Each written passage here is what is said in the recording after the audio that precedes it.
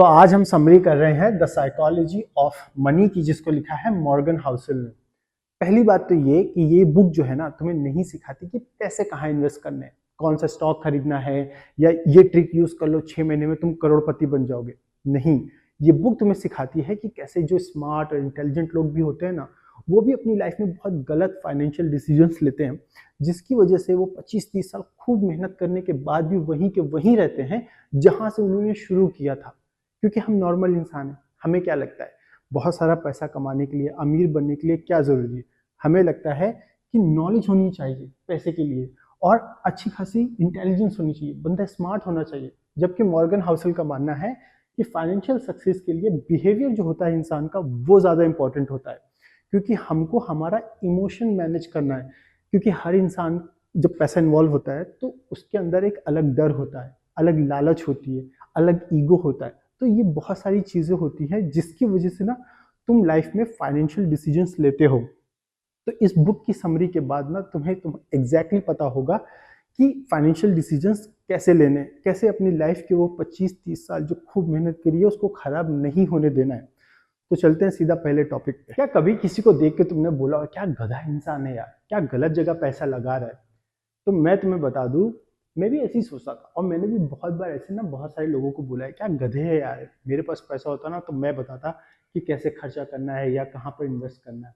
तो एक्चुअली में ना ये पहला चैप्टर है और पहले चैप्टर का ही नाम है कि कोई पागल नहीं है। हमें लगता है कि वो बेवकूफ़ है, उसे लगता है कि हम बेवकूफ़ हैं। सच बात ये है कि हर इंसान की जो परवरिश होती है ना वो अलग होती है। उस वजह से उसके जो फाइनेंशियल डिसीजंस होते हैं ना वो अलग होते हैं। जैसे कोई अमीर बंदा है, उसका जब बेटा होगा तो उसने तो कभी भूखमरी नहीं देखी ना, उसने तो कभी गरीबी नहीं देखी। तो जब वो इन्वेस्ट करेगा ना तो उसके अंदर कम डर होगा। उसी जगह पे एक गरीब इंसान जिसने कभी 3-4 महीने का भाड़ा ना दिया हो घर का, तो वो जब पैसा कमाएगा ना तो वो ज्यादा से ज्यादा कैश बचाने की कोशिश करेगा कि ताकि उसकी लाइफ में अगर वैसी सिचुएशन दोबारा आती है तो उसकी बेइज्जती ना हो, फिर से उसको ना ऐसे लोगों के सामने ना एम्बेरस ना फील करना पड़े। इस वजह से दोनों के फाइनेंशियल डिसीजन उनकी हिस्ट्री, मतलब वो कैसे बड़े हुए हैं, उस पर डिपेंड करते हैं। तो इस वीडियो से तुम्हें दो चीज सीखनी मिलती है। पहली ये कि किसी को जज नहीं करना है।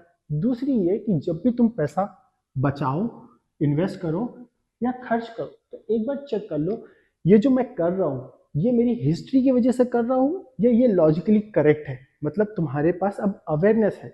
जितनी बार पैसा खर्चा करना, सिर्फ अपने आप से एक सवाल ये पूछना, क्या ये लॉजिकली करेक्ट है या मैं ये पैसा जो खर्चा कर रहा हूँ मेरी जो परवरिश हुई है उसके वजह से खर्चा कर रहा हूँ। बस इतना ही है पहले चैप्टर में। लाइफ में सक्सेसफुल बने रहने के लिए लक का और रिस्क का ना बहुत बड़ा हाथ होता है।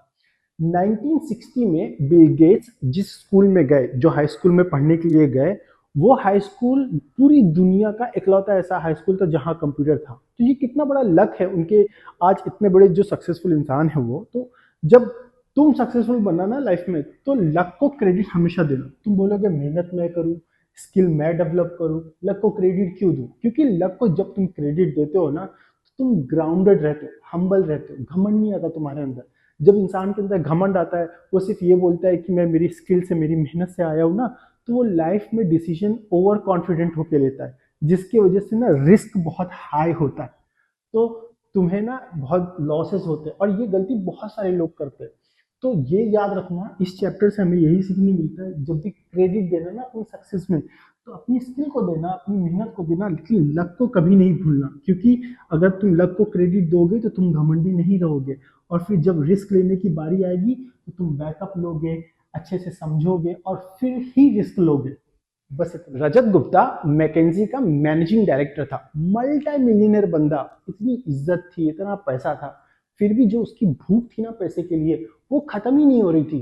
तो भाई साहब ने क्या किया, इनसाइडर ट्रेडिंग चालू कर दी, पकड़े गए, जेल गए, इज्जत गई, पैसा गया, सब खत्म। यही हम भी करते हैं। तीन पत्ती खेला होगा कभी या लूडो खेला होगा, दिन अच्छा चल रहा होगा तो क्या किया होगा, एक गेम और, एक गेम और, ऐसे करते करते एक गेम ऐसा आया होगा कि जितना जीते हो सब खत्म हो गया था। बस यही है हमारी रियल लाइफ। हमको ना एक गोल सेट करना है। इस चैप्टर में बताया गया है कि अगर तुमने गोल सेट नहीं किया ना तो जो तुम्हारी भूख है पैसों को लेके वो कभी खत्म नहीं होगी। उसकी वजह से जो तुम्हारा सेटिस्फैक्शन है ना वो हमेशा जीरो रहेगा और जो स्ट्रेस है ना वो अनलिमिटेड रहेगा। असली वेल्थ जो होती है ना वो होती है फ्रीडम, कोई स्ट्रेस नहीं है, जिंदगी तुम्हारी पीसफुल है। और ये तभी क्रिएट होगी जब तुम एक गोल सेट कर लो कि भाई मुझे इतना ही पैसा कमाना है। बस इतना ही था ये चैप्टर में। तुमने वॉरेन बुफे का नाम तो सुना ही होगा। दुनिया के रिचेस्ट लोगों की जब लिस्ट बनती है ना तो बंदे का नाम रहता है। वो फेमस इसलिए है क्योंकि वो स्टॉक में इन्वेस्टमेंट करते हैं, लेकिन उन्होंने कोई ऐसा मैजिक स्टॉक नहीं पिक किया कि वो स्टॉक ने उनको रातों रात बस करोड़पति अरबपति बना दिया हो। उनकी जो मेजर वेल्थ का जो हिस्सा है ना वो 60 साल के बाद आया। तो फिर वो इतने अमीर कैसे बने? वो बने कंपाउंडिंग से। कंपाउंडिंग का एक सिंपल रूल होता है, जितना ज्यादा टाइम उतना बड़ा रिजल्ट। हमें क्या लगता है कि अगर हमने पैसा इन्वेस्ट किया तो रिटर्न हाई होगा, तब हम पैसे वाले बनेंगे, तब अमीर बनेंगे। जबकि कंपाउंडिंग का जो रूल है इस बुक में वो ये कहता है कि इन्वेस्टमेंट भले से छोटा हो लेकिन वो एक लंबे टाइम के लिए हो, 25 साल 30 साल के लिए हो। तो इस चैप्टर से बस इतना सीखने मिलता है कि अपनी पूरी कोशिश करनी है कि कुछ भी हो जाए, थोड़ा ही अमाउंट, भले से थोड़ा ही अमाउंट हम इन्वेस्ट करें लेकिन उसको लगातार करें और एक लंबे टाइम तक करें। बस इतना ही। अमीर कैसे बनना है और जिंदगी भर अमीर कैसे रहना है, दोनों अलग अलग चीज होती है। तुमने अब कभी ना कभी अपनी जिंदगी में सुना होगा किसी के बारे में कि एक टाइम था वो बहुत अमीर थे, अचानक से कुछ ऐसा हुआ उनकी जिंदगी में कि उन्होंने सब कुछ अपना खो दिया। हमें वैसा इंसान नहीं बनना है। तो पहले वो देखते हैं कि अमीर बनने के लिए हमें क्या करना पड़ेगा। पहली चीज होती है बोल्डनेस, मतलब हिम्मत दिखाना है, हिम्मत से काम लेना है हमेशा। दूसरा होता है ऑप्टिज्म, मतलब पॉजिटिव सोच रखनी है। फिर टेकिंग रिस्क, रिस्क लो, बिंदास लो, क्योंकि अभी तो कुछ है ही नहीं हमारे पास। चौथी चीज होती है पुटिंग योर सेल्फ आउट, रोज उठो, रोज मेहनत करो। एक सिस्टम बनाओ कि भाई करना है तो करना है, धूप निकली है, बारिश हो रही है, मेहनत करनी है तो करनी है, वो वाला माइंडसेट होना चाहिए। फिर होता है अग्रेसिव ग्रोथ माइंडसेट, मतलब एक जज्बे के साथ, जोश के साथ में मतलब आगे बढ़ो, काम करो। फिर होता है एक्सपेरिमेंट, एक चीज नहीं काम कर रही दूसरी ट्राई करो, दूसरी नहीं काम कर रही तीसरी ट्राई करो, खूब सारा एक्सपेरिमेंट करो, क्योंकि अभी तुम्हारे इनिशियल डेज है, अभी अभी तो तुमने शुरू किया है। फिर होता है स्पीड फॉर ग्रोथ, उस काम पे ज्यादा फोकस करो जिससे तुम्हें सक्सेस जल्दी मिल सकती है। अब एक बार अमीर बन गए ये सब करके, अब जिंदगी भर अमीर रहना कैसे है, उसके लिए क्या माइंडसेट चाहिए? पहला तो होना चाहिए कि घमंड नहीं आने देना है अपने अंदर। क्योंकि जब भी हमारे अंदर घमंड आता है ना हम ओवर कॉन्फिडेंट हो जाते हैं, और उसमें ना फिर हमें लगता है कि सब कुछ मैं ही हूँ। फिर उस चक्कर में ना हम रिस्क बड़े लेते हैं और फेल हो जाते हैं। बहुत सारे लोग यही गलती करते हैं। दूसरा होता है फियर, मतलब थोड़ा सा अपने अंदर डर रखना है। जब डर रहेगा ना तो तुम ग्राउंडेड बन के रहोगे। फिर होता है फ्रुगैलिटी, मतलब समझदारी से खर्च, नाजायज खर्चा नहीं, दुनिया को दिखाने के लिए खर्चा नहीं, मेरी समझ से खर्चा। फिर होता है प्रिजर्वेटिव माइंडसेट, प्रोटेक्ट करना खुद को, कि खुद को पहले प्रोटेक्ट करें फिर बाकी के काम। फिर होता है रिस्क कंट्रोल। रिस्क कंट्रोल क्या होता है, मेरे पास पैसा है ना तो मैं एक मार्केट में पूरा पैसा नहीं लगाऊंगा, मैं अलग अलग मार्केट में पैसा लगाऊंगा कि अगर एक मार्केट खराब भी हो तो कोई बात नहीं, दूसरी मार्केट मुझे पैसा कमा के दे देगी। तो डाइवर्सिफाई करो, बैकअप प्लान रखो। फिर होता है लास्ट में सर्वाइवल माइंडसेट। सर्वाइवल माइंडसेट ऐसा होता है कि हम बहुत सारे ना प्रिकॉशंस लेते हैं कोई भी काम करने के लिए, जिसे बोलते हैं ना गेम में बने रहने वाला हमें सोच रखना है। लास्ट में होता है पेशेंस। पेशेंस इसलिए रखना है क्योंकि अगर हम स्लो भी हैं, ग्रोथ जो है हमारी वो स्टेडी है, ज्यादा हाई नहीं है, तो कोई फर्क नहीं पड़ता क्योंकि हम ऑलरेडी पैसे वाले बन गए हैं। तो स्क्रीनशॉट ले लो, पैसा वाला बनने के लिए ये सोच रखनी है। जब एक बार पैसे वाले बन गए ना तो इस पे अड़े रहना है, कुछ भी हो जाए इससे हटना नहीं है। बस इतना ही है। कितनी बार ट्राई किया और कितनी बार छोड़ दिया? 2 बार, 3 बार, हो सकता है सिर्फ तुम एक अटेम्प्ट और दूर थे अपनी जिंदगी चेंज करने से, लेकिन तुमने क्या किया? गिव अप कर दिया। सक्सेसफुल बनने के लिए तुम्हें स्मार्ट होने की जरूरत नहीं है, तुम्हारे हर डिसीजन ना सही होने की जरूरत नहीं है, तुम्हें चाहिए सिर्फ ज्यादा से ज्यादा हारने की हिम्मत। बस कितना भी फेल हो उसका टेंशन नहीं लेना है, क्योंकि ये चैप्टर बोलता है टेल्स यू विन, मतलब कोई भी सक्सेसफुल इंसान जो आज है, जिसे भी तुम जानते हो ना, वो अपने पहले दूसरे अटेम्प्ट में सक्सेसफुल नहीं बना। अगर उसने 10 बार गेम खेली होगी ना तो 8 बार वो फेल हुआ होगा। सिर्फ एक या दो विन ही ऐसी होती है जो तुम्हारी पूरी जिंदगी बदल देती है।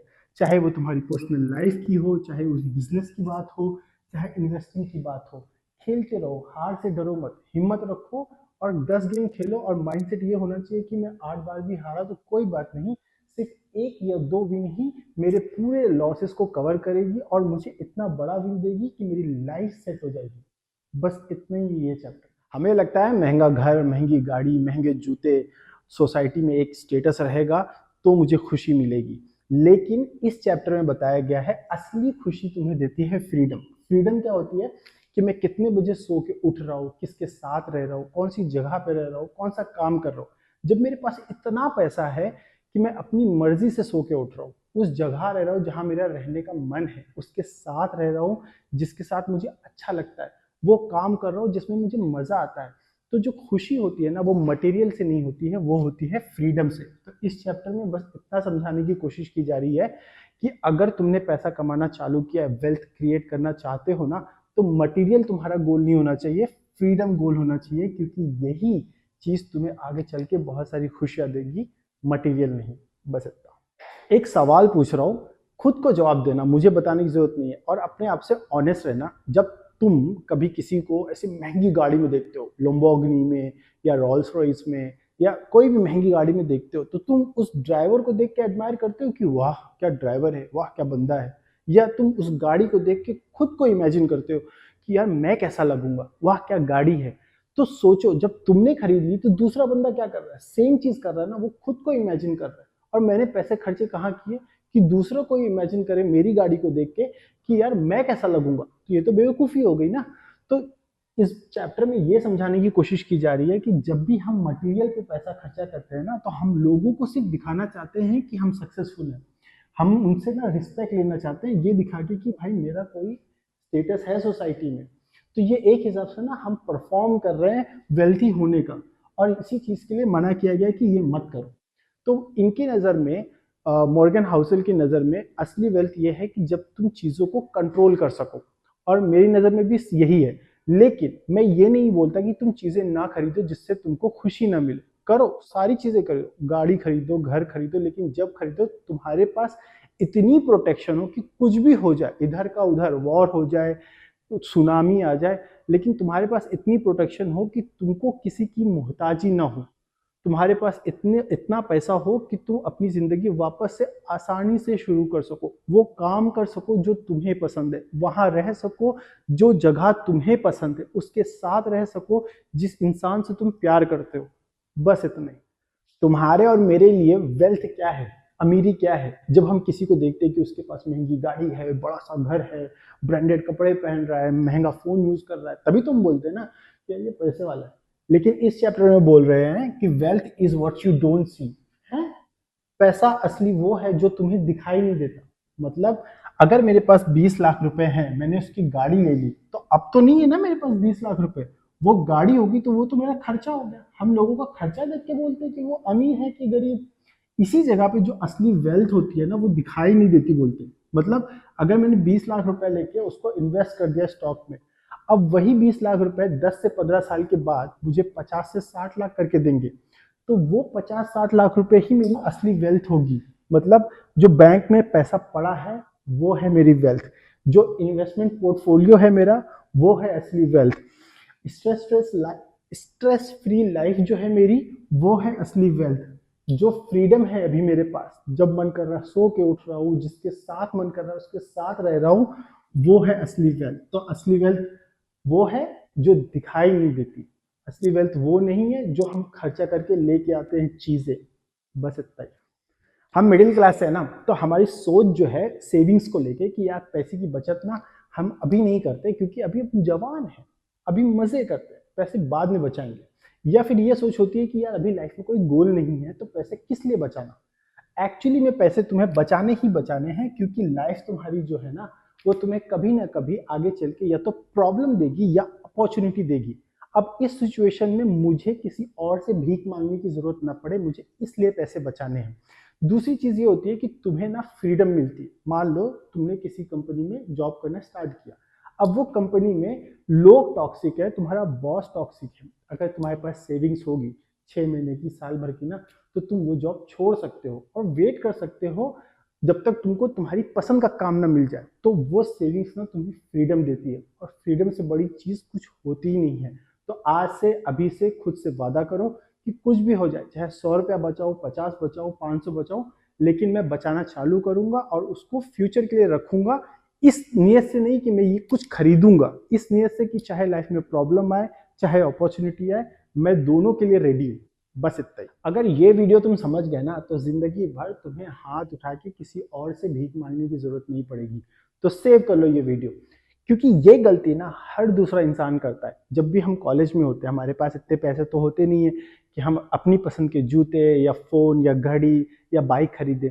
तो हमें लगता है कि जैसे ही मेरी जॉब लगेगी ना, मैं सब खरीद लूंगा ईएमआई पे। ये गलती सब करते हैं और यही होता है मन में, अपने दिमाग में हम ना एक हिसाब लगाते हैं, अच्छा मेरी सैलरी इतनी है, इतना ना मैं ईएमआई में दे दूंगा और इतने में तो मैं सरवाइव कर ही लूंगा। एक्चुअली में क्या होता है कि हमारी लाइफ में ना बहुत सारे अनएक्सपेक्टेड इवेंट्स होते हैं। गाड़ी का एक्सीडेंट हो जाना, या चोरी हो जाना, या बीमार पड़ जाना, तो उसके खर्चे का हिसाब तो हमने लगाया नहीं। इसलिए हमेशा ना अपनी सैलरी में, अपने फाइनेंशियल डिसीजन में ना रूम ऑफ एरर रखा करो कि कुछ भी हो जाए, मुझे 20 से 30% ना सैलरी साइड में रखनी ही रखनी है कि जो इवेंट हो मेरी लाइफ में, चाहे एक्सीडेंट हो या दोस्त की शादी में मुझे दूसरे शहर जाना पड़े, उसके लिए मेरी ईएमआई खराब ना हो, ईएमआई की जो चेक्स है मेरे वो बाउंस ना हो। बस इतना ही। एक कड़वा सच सुन लो इस दुनिया का, इस दुनिया में ना कुछ भी फ्री नहीं है, नथिंग इज फ्री। हम सब बोलते क्या है, सोचते कैसे, मुझे ना हाई रिटर्न्स चाहिए लेकिन रिस्क नहीं लेना है, मुझे बिजनेस करना है पर स्ट्रेस नहीं लेना है। फिर क्या बोलते हैं, पैसा बहुत सारा कमाना है पर स्ट्रगल नहीं करना। एक बात ये समझ लो, जितना तुम्हारा रिस्क होगा उतना ही बड़ा रिवॉर्ड होगा, जितना तुम कम रिस्क लोगे उतना लो रिवॉर्ड होगा। एग्जाम्पल के लिए, अगर तुम स्टॉक मार्केट में पैसा लगाते हो तो रिस्क तुम्हारा बहुत हाई है। तुमको ऐसा रहेगा कि यार पता नहीं पैसे बनेंगे कि नहीं बनेंगे, मार्केट गिर गया तो क्या होगा, तो उसमें पैनिक होने के बहुत सारे चांसेस है। तो अगर 30% भी मार्केट नीचे गिर रहा है तो तुम खड़े हो वहां पर, वो इंपॉर्टेंट है। तुम्हारे अंदर वो बर्दाश्त करने की क्षमता है कि नहीं है, वो मैटर करता है यहाँ पर। और इसी जगह पे तुम एफडी में पैसा लगा दोगे तो वहां पर ना तुमको पैनिक करने की जरूरत नहीं, क्योंकि तुम्हें पता है एफडी जो होती है वो सेफ होती है। जहां सेफ आ गया तो वहां पर जो तुमको रिटर्न मिलेगा ना वो इतना कम होगा कि तुमको मजा ही नहीं आएगा। उसी जगह पे तुम बोलोगे कि भाई मैं बिजनेस करूंगा। अब जब बिजनेस करने जा रहे हो तो सीधी सी बात है, रिवॉर्ड बड़ा होगा, अनलिमिटेड मनी है। अब रिवॉर्ड बड़ा है तो उसके लिए तुम्हें बहुत कुछ झेलना पड़ेगा। वो झेलने में क्या क्या आता है कि तुम्हें बहुत सारा स्ट्रेस होगा, बहुत सारी रातें ऐसी होंगी जहां पर तुम सो भी नहीं पाओगे, रिस्क इतना होगा, उस वजह से तुम्हारी नींदें उड़ी होंगी। तो इस दुनिया में कुछ भी नहीं है, कोई भी काम करने जाओगे हर काम का उतना ही रिवॉर्ड है जितना उसमें रिस्क है। तो बस इतना ही था इस बुक की समरी में। जो मुझे लगा इंपॉर्टेंट टॉपिक्स है उसको मैंने रखा इस समरी में, और अपनी तरफ से पूरी कोशिश की कि तुम्हें आसान से आसान लैंग्वेज में उसको समझाऊं। अगर फिर भी कुछ ना समझा हो ना तो तुम मुझे कमेंट करो, मैं बता दूंगा। या अगर कमेंट नहीं कर सकते, थोड़ा शाय टाइप के हो, इंट्रोवर्ट टाइप के हो, तो बिंदास डीएम करो, डीएम में बता दूंगा। अपनी तरफ से पूरी कोशिश करूंगा समझाने के लिए। जाने से पहले बस वही एक छोटी सी रिक्वेस्ट, अगर कोई तुम्हें धर्म और जाति के नाम पे बांटने का कोशिश कर रहा है ना, तो उस जगह से फटाफट निकलो। और जो भी नेगेटिव थॉट्स आते हैं ना तुम्हारे दिमाग में कि तुम इस काबिल नहीं हो, ये काम करने के लिए तुम बने नहीं हो, तुम वर्थलेस हो, तो वैसी नेगेटिव थॉट्स को दूर ही रखो, पॉजिटिव रहो कि भाई अगर कुछ गलत भी हो ना तो तुम्हारा दिमाग तुम्हें बोले कि ये गलत इसलिए हो रहा है क्योंकि इससे अच्छा कुछ ना कुछ होना होगा। इतने पॉजिटिव रहो। तो मिलते हैं अगली समरी में, अपना ख्याल रखो, बाय बाय।